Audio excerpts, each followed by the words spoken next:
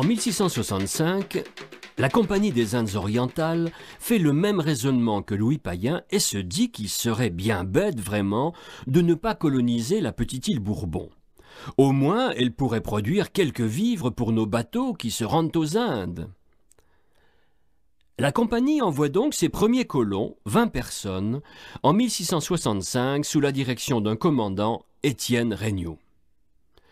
Regnault et les siens débarquent dans l'ouest, à Saint-Paul, mais ils vont très vite se disperser sur les côtes ouest et nord et créer ce qu'on appelle les premiers quartiers, c'est-à-dire les premières ébauches de villages, à Sainte-Suzanne et Saint-Denis. La population de la colonie va augmenter très lentement. C'est que la Compagnie n'a pas beaucoup de bateaux, pas beaucoup de volontaires, et que la modeste Bourbon, malgré son climat paradisiaque, malgré sa nature luxuriante, n'est pas très attractive. En 40 ans, le nombre des Bourbonnais va passer d'une trentaine, les colons de Regnault plus la dizaine de malgaches de Payen, à seulement 700. Ces si peu nombreux habitants qui ne reçoivent un bateau que tous les 2, 3, parfois 4 ans, se sentent souvent oubliés. Et la longue solitude dont ils sont victimes va les entraîner à d'intéressantes fraternisations. En effet, ces colons manquent terriblement de femmes. C'est logique. Il y a toujours une plus forte proportion de mâles parmi les pionniers. Mais quand ils sont arrivés au but, quand ils ont fini de s'installer dans l'île et qu'ils se disent qu'après tout, ils n'y sont pas si mal, ces pionniers aimeraient bien fonder une famille. Alors, ils réclament des femmes.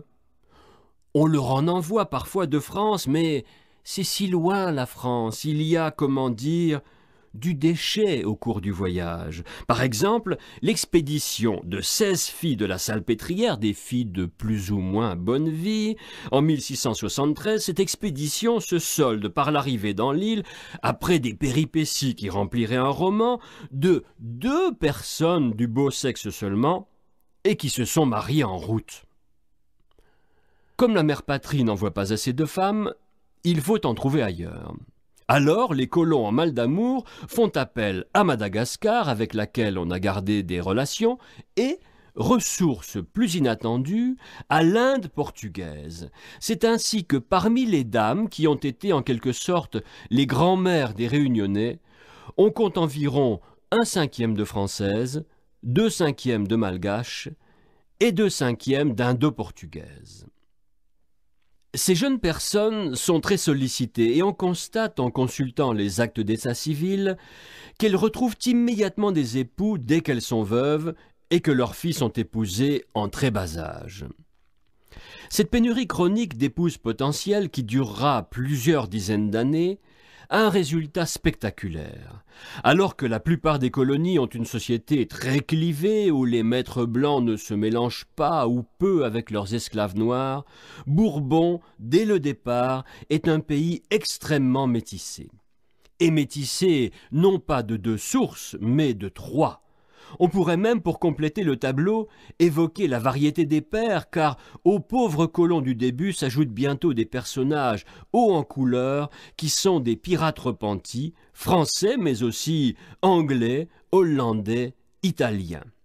Ces gaillards représentaient à la fin du XVIIe siècle un chef de famille sur 4. Évidemment, une population aussi disparate ne pouvait pas être absolument disciplinée, d'autant qu'on ne lui envoyait pas toujours des chefs très brillants.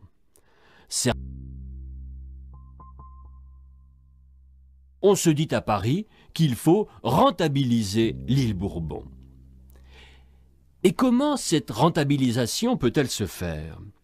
Il n'y a à Bourbon aucune ressource naturelle importante. Pas de mines, pas de plantes à haute valeur commerciale. Mais il y a un climat tropical où l'on pourrait faire pousser des plantes venues d'ailleurs. Cette idée, faire pousser dans l'île des végétaux à forte valeur ajoutée, pourrait sembler géniale. Elle va pourtant entraîner la colonie dans une spirale extrêmement dangereuse. En effet, le corollaire de la culture intensive dans une colonie tropicale au XVIIIe siècle, ce corollaire est l'esclavage. L'esclavage à cette époque fonctionne déjà intensément depuis plus d'un siècle aux Caraïbes. Il semble donc tout à fait naturel au directeur de la Compagnie des Indes de l'étendre à Bourbon. Personne n'imagine que les quelques centaines de colons pourraient produire suffisamment. Personne n'imagine non plus qu'on pourrait faire venir d'autres colons. Non. On va faire appel à des bras bon marché et dociles qu'on ira chercher en Afrique comme pour les Antilles. Et au service de quelle culture vont-ils être ces bras? À celui du café, dont des pieds sont importés d'Arabie dans les années 1720 et dont la culture est imposée par les gouverneurs. On est donc entré dans le système suivant. Des propriétés de plus en plus vastes produisent massivement une denrée, le café, qui n'est pas consommée sur place, mais qui est exportée, qui se vend donc à des cours que la colonie ne maîtrise pas. Et, pour produire cette marchandise aux cours fragiles, on importe des dizaines de milliers d'esclaves qu'il faudra bien nourrir. Là aussi, sans être extralucide, on peut deviner ce qui va se passer lorsque le cours du café s'effondrera. Enfin, comme si café plus esclavage n'étaient pas des chocs suffisants, voici que les Hollandais abandonnent l'île Maurice. Voici que les Français en prennent possession en lui donnant le nom d'Île-de-France. Les trois Mascareignes sont donc rassemblées sous le même drapeau. Est-ce une chance pour Bourbon? Pas du tout, car sa voisine possède ce qu'elle n'a pas, c'est-à-dire des ports naturels.